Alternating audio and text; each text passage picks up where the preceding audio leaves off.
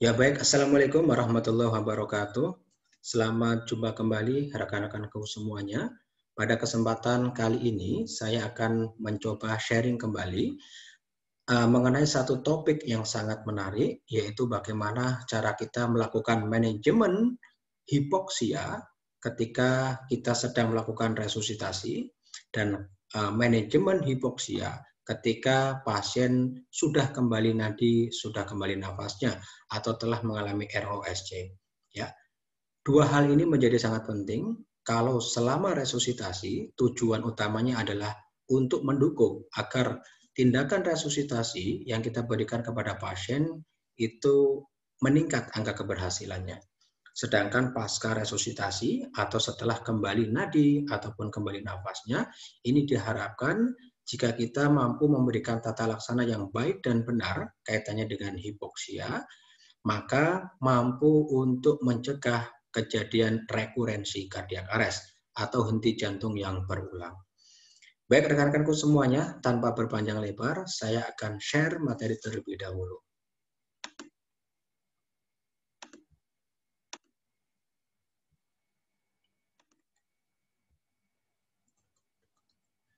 Oke, sekali lagi kita akan membahas kaitannya dengan hipoksia. Ya, kita awali dari definisi. Hipoksia adalah kondisi rendahnya kadar oksigen di sel dan jaringan, di mana alat ukur saturasi oksigen menunjukkan angka kurang dari 94%. Akibatnya, sel dan jaringan yang ada di seluruh bagian tubuh tidak dapat berfungsi dengan normal.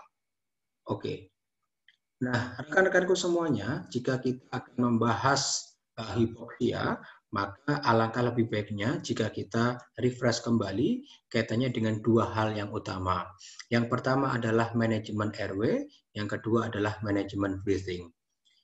Nah, manajemen airway kita akan ulas kembali bagaimana memberikan basic airway management atau manajemen jalan nafas pada level yang dasar atau basic. Kemudian adjunct airway itu yang dimaksud adalah alat bantu tambahan, dan juga tentunya advanced airway management atau manajemen jalan nafas pada level yang lanjut atau advance. Dan yang kedua adalah breathing management. Nanti kita akan ulas kembali cara melakukan rescue breathing atau memberikan bantuan nafas yang baik dan benar, dan juga oksigen terapi. Ya. Nah, mengapa kita penting untuk membahas dua hal ini? Duanya sederhana rekan-rekanku semuanya, supaya kita mampu melakukan pengelolaan jalan nafas dan pernafasan pada kegawatan kardiopulmonar during CPR, artinya selama kita melakukan CPR, dan juga ROSC, Return of Spontaneous Circulation, ketika sudah kembali nadinya, tentunya dengan tepat, ya, tidak berlebihan, tidak kekurangan, tapi pas dosisnya. Ya, sesuai dengan yang disarankan oleh American Heart Association. Ya. Kita awali dari airway and breathing management. Sekali lagi, mengapa kita penting untuk membahas ini? Tujuannya sederhana, supaya tindakan rescue breathing atau pemberian bantuan nafas, ya, successfully, artinya dapat berhasil. Ya. Nah, masalah gangguan jalan nafas atau airway yang paling sering itu adalah terjadinya sumbatan atau obstruksi. Hal ini tidak lepas dari kondisi pasien itu sendiri, di mana pada pasien yang mengalami serangan jantung atau mengalami cardiac arrest, sudah pasti mengalami juga kaitannya dengan penurunan kesadaran. Maka ketika ada orang mengalami penurunan kesadaran, maka akan lebih susah untuk mengontrol lidahnya, atau bahkan tidak sama sekali tidak bisa mengontrol lidahnya, sehingga berpotensi untuk jatuh ke belakang dan menyumbat daripada jalan nafas, sehingga akan terdengar nantinya suara snoring atau seperti orang mengorok. Ya. Nah, perlu juga diingat oleh rekan-rekanku semuanya, jika kita melakukan pengelolaan pada airway, maka harus satu paket, ya. Kita harus melakukan juga yang disebut sebagai C-spine control atau mengontrol kaitannya dengan leher dan juga tulang belakang. Ya, terlebih pada pasien-pasien atau korban yang kita curigai telah mengalami fraktur cervical Ya, ini biasanya terjadi pada pasien-pasien yang kegawat daruratan traumatik. Ya, contohnya pasien kecelakaan, jatuh dari ketinggian, dan seterusnya. Nah, apa sih ciri daripada orang yang mengalami fraktur servikal? Ada 4 ya. Yang pertama adalah adanya jejas di atas klavikula. Kemudian yang berikutnya trauma kepala, ya, atau trauma kapitis yang disertai dengan penurunan kesadaran. Kemudian ada multiple trauma. Kita temukan beberapa macam trauma di seluruh area tubuh dan itu lebih dari satu. Maka disebut sebagai multiple trauma. Sebagai contoh misalnya tangannya fraktur, sebelah kanan, sebelah kiri juga fraktur. Kemudian pada femur ataupun paha juga mengalami patah. Kemudian ada jejas kehitaman di area dada, abdomen. Ya, maka itulah yang disebut sebagai multiple trauma. Dan yang terakhir adalah biomekanika yang mendukung atau proses terjadinya kecelakaan mendukung. Seperti hanya pada pasien yang jatuh dari sepeda motor, kemudian yang mendarat pertama kali di jalan itu adalah pada area kapitis atau pada area kepala. Maka ini juga bisa menyebabkan fraktur servikal. Nah, apa yang harus kita lakukan ketika kita curiga pada orang yang mengalami fraktur servikal? Maka sekali lagi kita harus melakukan suspend control terlebih dahulu. Ya, kita amankan tuh leher dan juga tulang belakang. Ya, kita pasang LSP, kita pasang neck collar, kita pasang head immobilizer. Baru kemudian kita akan atasi RW-nya. Ya, oke. Mengapa demikian, Pak? Kita harus mengamankan kaitannya dengan leher karena salah satu syaraf yang berfungsi untuk mengontrol pernafasan itu terdapat di leher. Ya, ini adalah nervus phrenikus. Ya, kalau itu nanti terjadi terjepit, kemudian terjadi trauma, maka akan terjadi hal yang lebih buruk di pasien tersebut. Salah satunya adalah gagal nafas. Ya. Oke, Bapak Ibu sekalian yang saya hormati, kalau kita belajar kaitannya dengan sumbatan jalan nafas, maka dibagi menjadi 2. Ya, yang pertama adalah sumbatan jalan nafas total, yang kedua adalah parsial. Kalau total, istilah yang sering kita pakai adalah choking. Ya, sekali lagi choking adalah sumbatan jalan nafas yang total. Kemudian yang parsial di dalamnya ada gargling, itu sumbatan oleh karena cairan, boleh karena darah, boleh karena air ataupun cairan tubuh. Kemudian yang berikutnya adalah snoring, itu berarti sumbatan oleh karena pangkal lidah. Biasanya terdengar seperti suara orang mengorok. Dan yang terakhir adalah crowing. Ya, crow itu kan artinya gagak. Jadi suara seperti burung gagak. Ya, ini terjadi pada orang-orang yang mengalami trauma inhalasi, kemudian terjadi edema laring, ya, sehingga terjadi sumbatan oleh karena anatomis. Ya, suaranya sesak seperti burung gagak. Ini adalah disebut sebagai istilah crowing. Umpamanya ada orang terjebak dalam satu gedung, di mana gedung tersebut sedang terjadi kebakaran dan si korban sempat menghirup asap yang panas yang mengepul di dalam ruangan tersebut. Itu panas maka bisa menyebabkan edema pada laring, ya, maka bisa menyebabkan sumbatan juga. Namun di antara beberapa ini ada choking, gargling, snoring, dan juga crowing yang sering menyebabkan sumbatan pada jalan nafas, yakni adalah snoring. Ya, ini paling sering ya, khususnya pada pasien-pasien yang tidak sadar karena kesulitan untuk mengontrol lidah. Nah, Bapak Ibu sekalian yang saya hormati, kita lanjutkan airway management. Jadi kita akan bahas sekali lagi yang basic, advanced, dan adjunct. Pada level basic, ya, kita akan ulas kembali bagaimana menangani secara manual terlebih dahulu, kemudian menangani dengan menggunakan alat bantu, ya tentunya levelnya masih basic. Kemudian yang di Advanced Airway Management, kita akan membahas bagaimana cara melakukan ETT atau endotracheal tube atau intubasi, dan juga pembedahan yaitu dengan menggunakan tracheostomy. Serta pada level adjunct, ini biasanya digunakan sebagai alternatif jika pada level advanced airway mengalami kegagalan. Contohnya adalah LMA atau laryngeal mask airway dan juga combi tube. Baik, kita akan ulas satu-satu. Basic airway management. Nah, Bapak Ibu sekalian yang saya hormati, karena kita sedang mengalami pandemi, ya, seluruh masyarakat yang ada di dunia juga terkena dampak daripada COVID-19, Maka ketika kita melakukan penata laksanaan pada airway dan breathing, kita harus benar-benar perhatikan prinsip donning dan doffing, ya. Bagaimana memasang APD secara lengkap dan melepas APD secara lengkap, ya. Saya ingatkan kembali karena kita sedang melakukan pengelolaan pada jalan nafas dan itu resiko tinggi untuk terjadinya aerosolisasi dan menjadi faktor penularan COVID-19, maka kita harus menggunakan APD level 3. Dan Anda harus perhatikan prinsip donning dan doffing. Anda seperti bisa lihat.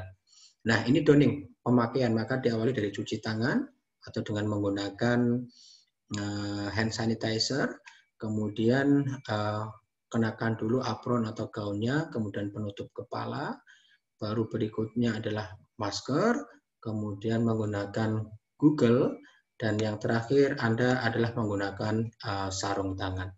Kemudian untuk melepasnya maka lepas dulu kaitannya dengan handscoon, kemudian lepas gaun atau apronnya, kemudian Google atau kacamata, kemudian yang terakhir adalah Anda melepas masker, baru Anda cuci tangan. Ya. Nah, teman-temanku semuanya, memang dalam era pandemi ini, ketika kita melakukan pertolongan, baik yang mengalami ARES ataupun kondisinya yang sangat berbahaya, saturasinya sudah di bawah 90, maka diharapkan kita segera melakukan prioritaskan strategi oksigenasi dan ventilasi dengan prinsip cegah aerosolisasi, ya. Prinsipnya ada beberapa ini, tapi saya ingin simpulkan supaya tidak terlalu panjang. Yakni kita harus segera melakukan intubasi. Kemudian intubator adalah orang yang paling banyak melakukan tindakan intubasi. Harapannya apa? Dalam satu kali percobaan maka berhasil. Kemudian setelah selesai dilakukan intubasi, maka segera dihubungkan dengan ventilator yang memiliki filter HEPA atau High Effectiveness Particulate Air. Dan jangan lupa, semua jenis ventilator atau tindakan ventilasi yang kita berikan kepada pasien harus terkoneksi dengan filter HEPA, High Effectiveness Particulate Air. Ya, intinya pasien harus segera diintubasi. Ya. Apabila tindakan intubasi atau pemasangan advance airway ternyata mengalami kegagalan, maka saran daripada AHA, Anda harus gunakan supraglottic airway. Yang dimaksud adalah LMA, laryngeal mask airway, jika ada. Kalau tidak ada, boleh Anda menggunakan BVM, back valve mask device, ya. Tentunya sealnya harus rapat dan juga harus terkoneksi dengan filter HEPA. Nah, Bapak Ibu sekalian, ini adalah cara buka jalan nafas secara manual. Ya. Kalau pasiennya ternyata adalah pasien non-trauma, seperti kebanyakan pada pasien-pasien jantung, maka Anda boleh melakukan dengan teknik head tilt chin lift. Nah, seperti ini. Ya. Ini ditekan ke bawah, di area dahi, kemudian dagunya diangkat, baru kemudian nanti dibuka. Ya. Tentunya ini adalah untuk melonggarkan kaitannya dengan jalan nafas. Ya. Ingat, kalau pasien non-trauma adalah head tilt chin lift, sedangkan pasien yang kita curigai mengalami cedera fraktur servikal atau patah di area leher, maka Anda boleh melakukan hanya dengan teknik jaw thrust. Nah, gambarnya seperti ini. Kita pegang di area bawahnya seperti ini, kemudian kita buka mulut dengan menggunakan dorongan jempol. Ya. Jaw thrust. Oke. Buka jalan nafas dengan alat bantu dasar. Nah, ketika kita sudah berhasil membuka tadi, tanpa menggunakan alat, baik dengan teknik head tilt chin lift maupun jaw thrust, maka untuk berikutnya Anda dianjurkan untuk juga sesegera mungkin memasang alat bantu nafas dasar. Ya. Basic airway yang dimaksud itu adalah OPA dan NPA. Ya, jadi alatnya ada dua, OPA dan NPA. OPA itu oropharyngeal airway, jadi nanti Anda jangan lupa diukur terlebih dahulu, ya, baru kemudian dilakukan pemasangan. Pemasangannya ada dua teknik, ada yang terbalik, kemudian nanti diputar 90 derajat, ada juga yang langsung dengan menggunakan tong spatter, kemudian Anda mengikuti lekuk anatomis yang ada di lidah pasien. Kemudian kalau dengan pemasangan OPA, ternyata pasien terdapat gag reflex atau refleks untuk muntah, maka Anda harus cabut OPA dan harus digantikan dengan menggunakan NPA atau nasopharyngeal airway. Ya. Tentunya sebelum melakukan pemasangan NPA, Bapak Ibu sekalian juga harus menilai apakah ada kontraindikasi pada pasien yang tidak memperbolehkan untuk dipasang NPA. Nanti di slide berikutnya ada. Ya. Nah, ini OPA. Kita bahas OPA dulu. Fungsinya adalah menahan lidah pada bagian belakang faring. Nah, seperti yang ada di gambar. Sehingga lidah nanti tidak jatuh lagi ke pangkal. Kemudian mempermudah proses suctioning faring untuk proses penghisapan lendir, cairan, dan seterusnya. Dan untuk menghindari tergigitnya selang ETT. Kemudian digunakan pada pasien yang tidak sadar, kemudian tanpa ada gag refleks. Kalau ternyata ada gag refleks atau refleks muntah, ya, maka OPA tidak boleh dipasang, harus digantikan dengan alat yang kedua, masih levelnya basic, yaitu NPA atau disebut nasopharyngeal airway. Indikasinya ini adalah penurunan kesadaran, dan pasien tadi pada pemasangan OPA memiliki gag refleks, kemudian tidak dapat dipasang OPA karena gigi yang mengunci terlalu kuat. Nah, kontraindikasi NPA ini harus Anda perhatikan sebelum memasang NPA karena ada beberapa kontraindikasi yang tidak memperbolehkan si pasien dipasang. Yang pertama adalah kecurigaan fraktur basis kranii, ya, patah pada tulang basis kranial, ya, yang dicirikan dengan rakun es, adanya kehitaman pada periorbital atau warnanya kehitaman atau seperti mata Dracula, ya. Kemudian Betelsen ada jejas kehitaman di balik lipatan daun telinga.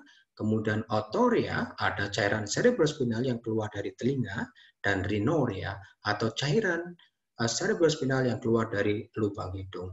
Ya, ini adalah ciri daripada fraktur basis kranii.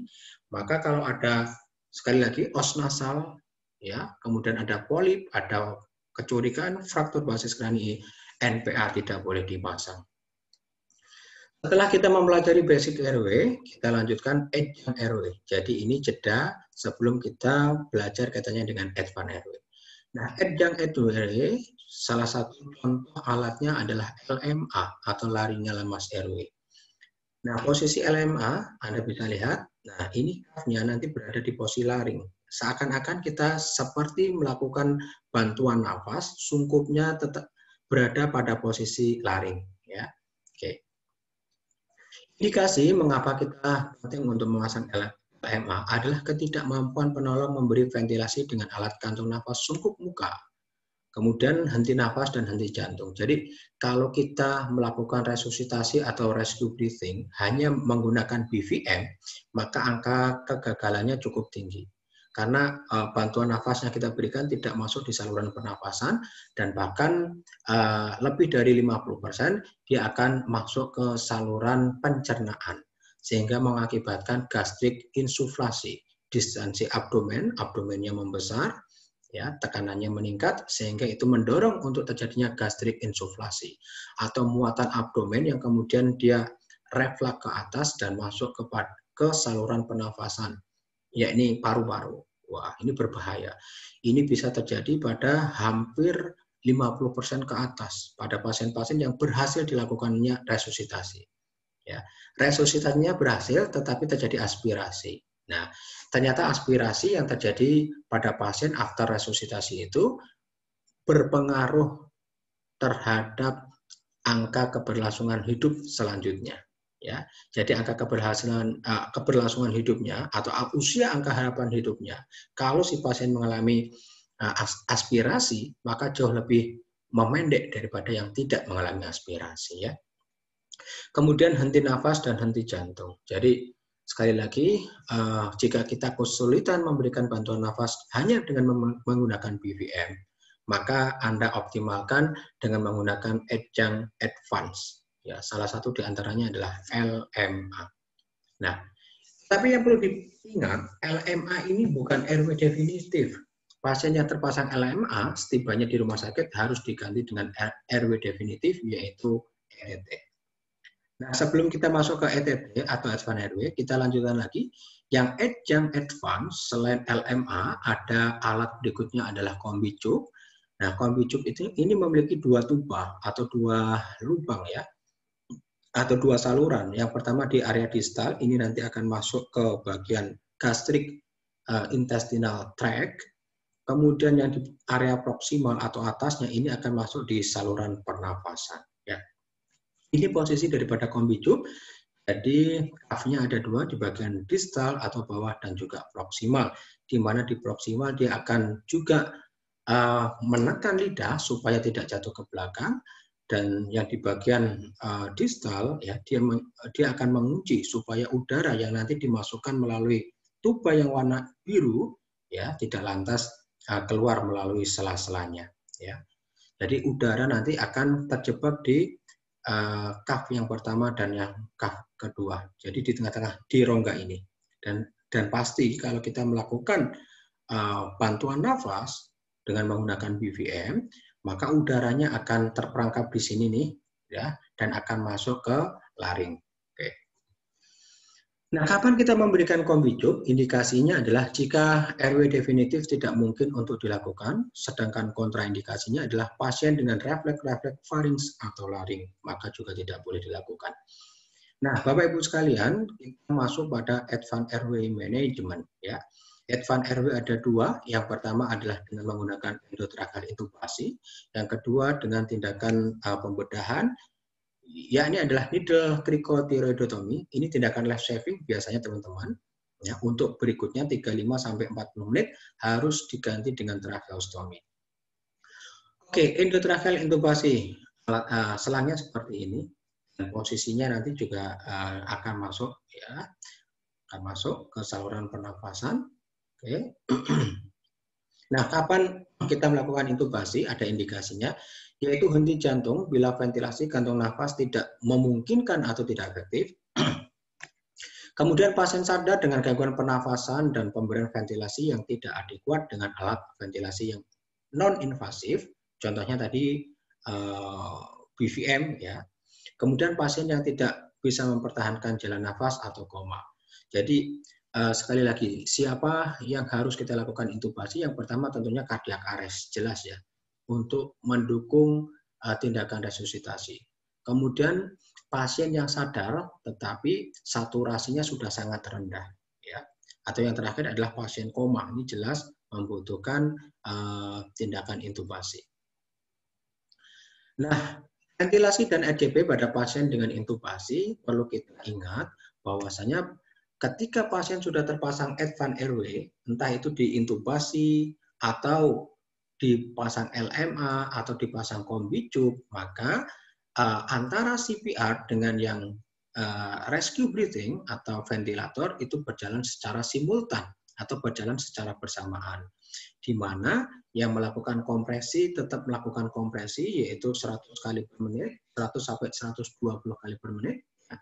Kemudian yang melakukan ventilasi juga berjalan sendiri, yaitu 10 kali per menit. Ingat ya, yang kompresi ya kompresi, yang ventilasi ya ventilasi. Banyaknya 10 kali per menit. Berarti 60 dibagi 10, ketemunya 6. Setiap 6 detik, kita harus memberikan bantuan nafas 1 kali, durasinya kurang lebih selama 1 detik. Jadi perlahan. Ya. Oke, selama 6 detik sekali. Ya, sehingga ketika kita memberlakukan pasien yang cardiac arrest semacam ini, artinya kompresi ya kompresi, ventilasi ya ventilasi, ini angka keberhasilannya jauh lebih meningkat.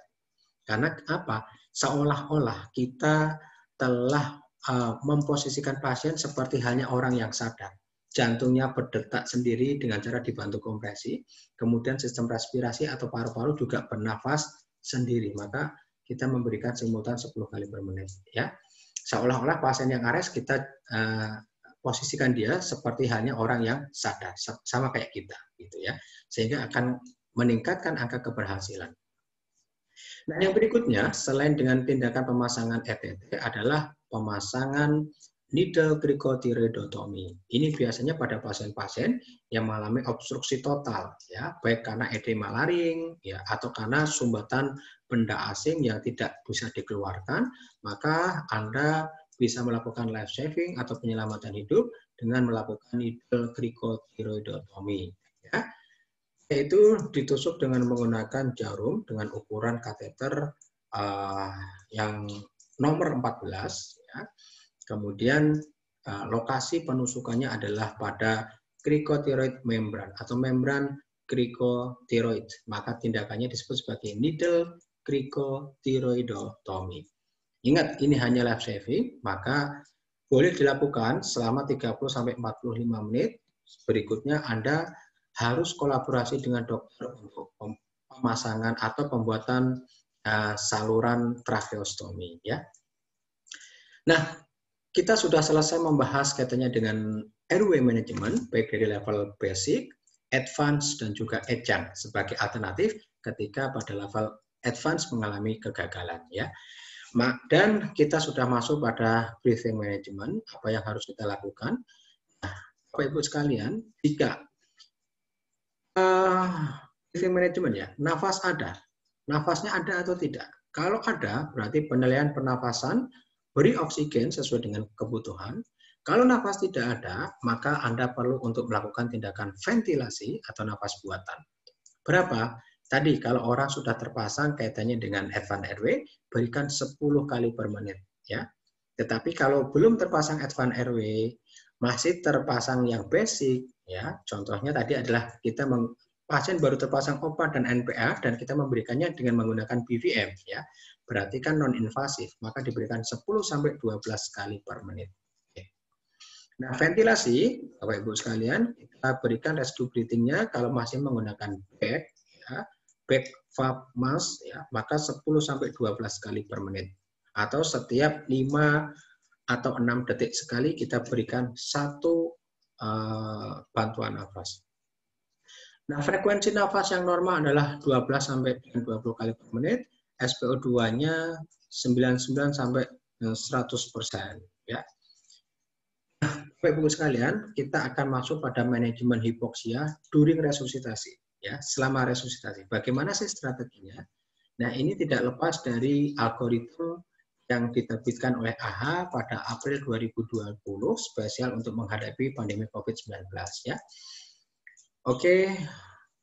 Nah, di algoritmanya saya sudah membantu untuk menerjemahkan. Jadi selama kita memberikan tindakan resusitasi, FeO2 atau fraksi oksigen yang kita berikan harus maksimal, bahkan sampai 100%. Ya. Karena apa? Pasien ARES itu sudah pasti mengalami hipoksia yang berat.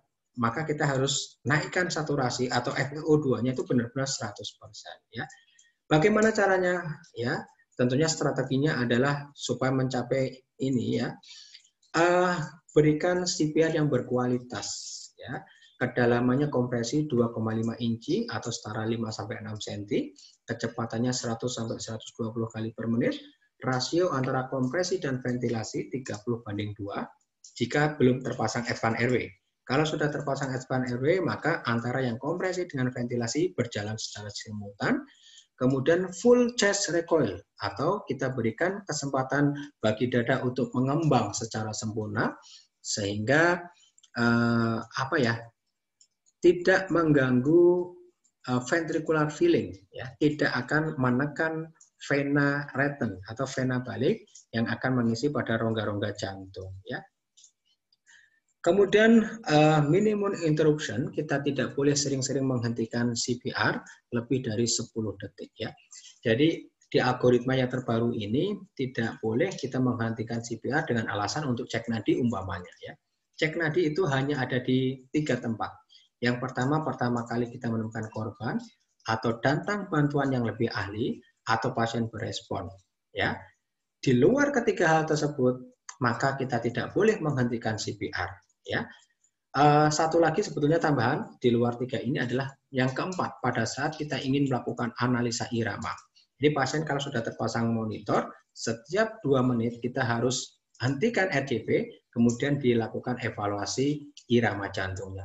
Tetapi kalau belum terpasang monitor, maka tidak boleh kita melakukan pemberhentian kompresi. Ya. Kemudian target daripada PET CO2-nya adalah lebih dari atau sama dengan 10 mmHg. Jadi sebaiknya pasien yang dilakukan resusitasi juga terpasang waveform capnograph. Waveform capnograph. Ini tujuannya adalah untuk mengukur nilai PETCO. Nah, ternyata nilai PETCO yang ditampilkan di mesin waveform kapnograf itu mampu memberikan indikasi apakah CPR yang kita berikan itu sudah masuk atau belum, sudah sesuai dengan target atau belum.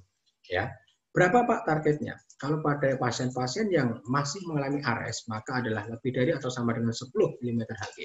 Kalau kurang dari 10, maka kita perlu untuk menambah atau meningkatkan kualitas CPR yang kita berikan. Oke? Atau tekanan diastoliknya adalah lebih dari atau sama dengan 20. Kalau kurang dari 20, maka sama. Improve quality CPR. Tingkatkan kualitas CPR. Kemudian, jika pasien telah terpasang advance airway, maka gunakan waveform kapnografi untuk mengkonfirmasi apakah selang ETT-nya sudah masuk atau belum. Ya, kalau selang ETT sudah masuk, maka give one breath in every 6 seconds atau 10 kali per menit. Ya, with continuous chest compression. Ya, jadi kalau pasien sudah terpasang advance airway, sekali lagi CPR ya CPR, ventilasi ya ventilasi, berjalan secara simultan. Ya. Kemudian kalau pemasangan daripada intubasi harus delay, maka gunakan supraglottic airway. Contohnya adalah LMA atau kombi tube. Kalau dengan menggunakan dua alat ini, maka angka keberhasilannya sangat tinggi. Ya. Oke. Nah, Bapak Ibu sekalian, itu tadi adalah during resuscitation. Sekarang after resuscitation, bagaimana? Tentunya tidak jauh-jauh dari manajemen pasien post cardiac arrest. Ya. Oke. Setelah pasien kembali nadinya, maka kita harus segera masuk ke algoritma ROSC. Hal yang pertama harus kita tangani adalah masalah airway dan breathing. Baru kemudian sirkulasi dan beberapa pemeriksaan lanjutan berikutnya untuk mendeteksi kira-kira penyebab yang sifatnya reversibel datang dari mana. Ya, oke. Nah, sekali lagi, advance airway, maka harus segera pasang advance airway, harus segera kita intubasi kalau memang belum diintubasi.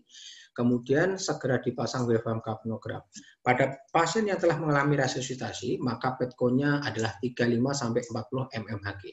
Kalau sudah menunjukkan ini di mesin waveform kapnograf, maka otomatis ETT-nya sudah masuk atau sudah tepat pada saluran pernafasan, bukan masuk di area saluran gastrointestinal, ya, atau hanya masuk tetapi sebagian, ya. Oke. Dan juga kita harus segera lakukan manajemen nafasan, mulai ventilasi dari 10 kali per menit dan lakukan titrasi sampai SpO2-nya lebih dari atau sama dengan 94. Jadi target daripada saturasinya sekali lagi lebih dari atau sama dengan 94. Kalau pasien sudah terpasang intubasi, berikan dari dosis terkecil yaitu 10 kali per menit. Kemudian Anda boleh meningkatkan apabila saturasinya belum tercapai. Boleh ditingkatkan 11, boleh ditingkatkan menjadi 12. Ya. Dan jangan lupa hindari hiperventilasi atau hyper excessive ventilation. Ya, tentunya kalau terlalu kita bersemangat dalam memberikan ventilasi, maka bisa terjadi alkalosis respiratory. Ya. Oke. Selain itu juga bisa menyebabkan barotrauma apabila kita memberikan dengan kekuatan yang sangat kencang. Nah, intinya pada saat pasien itu telah mengalami kembali nadi dan kembali nafasnya atau ROSC, maka prinsipnya adalah hindari hiperkapnia. PCO2-nya 35-45 mmHg. Ya, PCO2 adalah merupakan komponen respiratorik, kadar normal PCO2 adalah 35-45 mmHg. Asidosis respiratorik terjadi apabila kadar PCO2-nya sangat tinggi, lebih 45, dan alkalosis respiratorik akan terjadi bila kadar PCO2 sangat rendah, kurang dari 35. Jadi jangan berlebihan, 35 sampai 45 mmHg. Anda harus pasang waveform kapnograf ya untuk mengukur PCO2-nya. Lebih dari 45 bisa terjadi asidosis respiratorik. Kurang dari 35 bisa terjadi alkalosis respiratorik. Ya. Kemudian hindari hiperoxemia.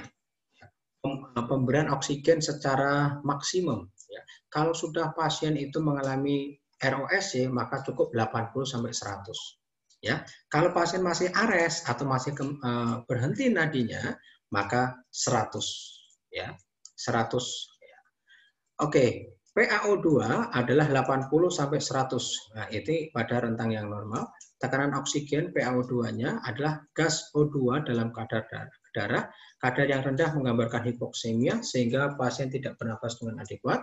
PaO2 di bawah 60 mmHg mengindikasikan perlunya pemberian oksigen tambahan. Nah, kadar PaO2 adalah 80 sampai dengan 100 mmHg. Jadi intinya tadi ya, jangan sampai PaO2-nya terlalu tinggi atau terlalu rendah. Targetnya hanya 35 sampai 40 mmHg. Kemudian kaitannya dengan PaO2 adalah 80 sampai dengan 100 ya. Oke. Kemudian hindari hiperoksemia. Efek samping yang sering dikhawatirkan adalah keracunan oksigen, tetapi hal tersebut setelah 24 sampai 48 jam terapi oksigen dengan fraksi inspirasi oksigen atau FiO2 lebih dari 60%. Oleh karena itu, sedapat mungkin setelah masa kritis, terapi oksigen diturunkan bertahap sampai FiO2-nya kurang dari 60% dengan target untuk mendapatkan minimal saturasi 94. Jadi, untuk menghindari hiperoksemia, Anda harus menurunkan FiO2-nya yang ada di setting mesin ventilator, ya, diturunkan secara winding perlahan sampai menyentuh batas kurang dari 60. Ya, kurang dari 60%, akan tetapi Anda juga harus tetap perhatikan saturasi masih on the track, yaitu lebih dari atau sama dengan 94. Nah, Anda tidak boleh menurunkan secara cepat, ya, harus perlahan.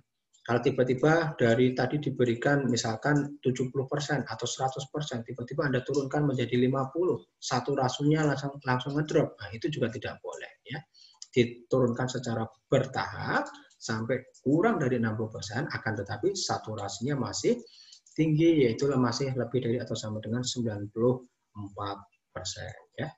Apabila PaO2 tetap rendah, kurang dari 60, meskipun telah diberikan oksigen 50%, berarti terdapat shunt yang bermakna kolaps alveoli. Perlu dipertimbangkan pemberian inflasi paru dengan manuver reekspansi paru atau intubasi endotrachea dan ventilasi mekanik. Pada kasus PPOM, maka PaO2 dipertahankan sedikit di atas 60 mmHg untuk menghindari hilangnya respirasi. Ya.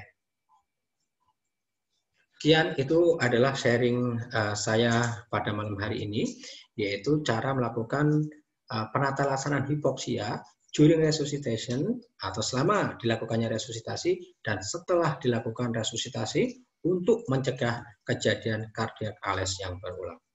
Kalau ada rekan-rekan sejawat yang ingin bertanya, silakan menuliskan pertanyaan Anda di kolom komentar yang tersedia di bawah ini. Ya, saya akan berupaya untuk menjawab semua pertanyaan dari rekan-rekanku semuanya. Dan yang terakhir, apabila Anda menganggap konten-konten di channel ini bermanfaat, ya, kami dari tim kreatif meminta support untuk subscribe dan juga share kaitannya dengan video-video kami yang ada di channel ini. Ya. Kurang lebihnya mohon maaf. Wabillahi taufiq wal hidayah. Wassalamualaikum warahmatullahi wabarakatuh. Selamat malam.